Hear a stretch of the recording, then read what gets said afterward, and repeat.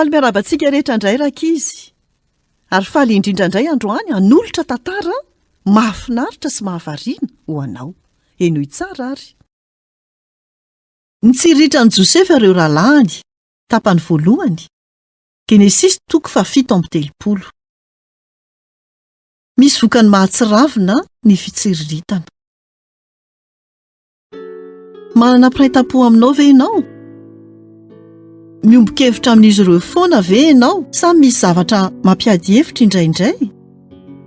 Marina izany, kanefa afaka mianatra mifankahazo isika samy isika. Mbola tsy nahalalana anefa izy ireo tao amin'ny fianakavian'i Jakoba. Ao amin'ny Baiboly ny tantaran'izy ireo. Alaivo sary an-tsaina hoe nisy mpirahalahy 12 tao amin'ny fianakaviana iray. Efa olon-dehibe ny ankamaroany. Betsaka ny zavatra mety mitranga. Matetika enjakenjana ny fiarahana. Efa leo an'izany Josefa no tiany indrindra. Ilay zandry indrindra izay tsy tena lehibe akory iny no manao izay tsy tianay atao. Miasa mafy sika. Ary omeny rentsika izay rehetra ilainy. Ilay mianta ratsy iny, hitanareo ve ilay akanjo vaovao vao azony? Ty azy mihoatra noho isika ny rentsika. Tsy rariny izany. Be fialonana ny rahalahin'i Josefa. Efa nieritreritra na ny teny tahaka ny nataon'izy ireo ihany koa ve ianao? Misy vokany ratsy ny fitsiriritana ao am-potsika. Toy ny hai-dratsy izay tsy mitondra afa-tsy voka-dratsy izany. Fialonana, fankahalana, fifandirana. Fantatro fa ny zavatra tsara indrindra ho ahy dia miresaka amin'ny Jesosy avy hatrany momba izany, ary avy eo mangataka azy mba hanala ny fitsiriritana na ny fialonana ao am-poko. Tsy nanao ny tsara indrindra ny rahalahin'i Josefa. Fangatahana famelan-keloka. Izany no nahatonga ny fitsiritan'izy ireo hitombo hatrany.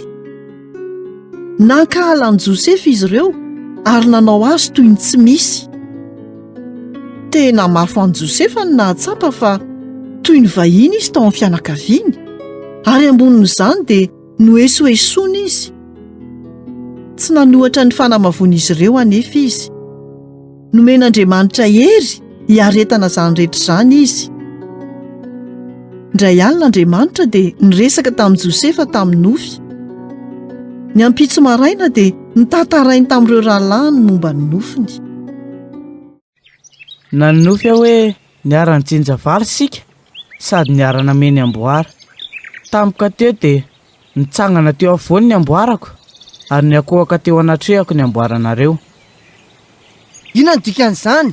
Tiana ve ny olona sampanjakanay? Rehefa afaka izany, tena ny nofy hoe ny akohaka teo anatrehako ny masoandro sy ny volana ary ny kintana 12. Moramora ianao, ry lehilahy adala. Inona ny eritreretinao?